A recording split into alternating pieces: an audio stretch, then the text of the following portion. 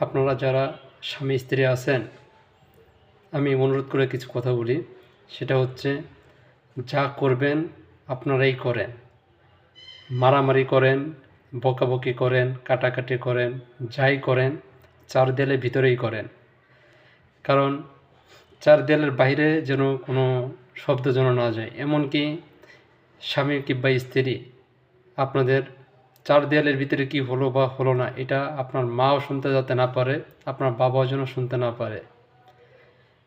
আপনারা সবসময় একতাবোধ হয়ে থাকবেন, ঐক্যবদ্ধ হয়ে থাকবেন যে খাইলে খাইব, খাইলে খাই বা না খাই একসঙ্গেই থাকবো আমরা স্বামী স্ত্রী।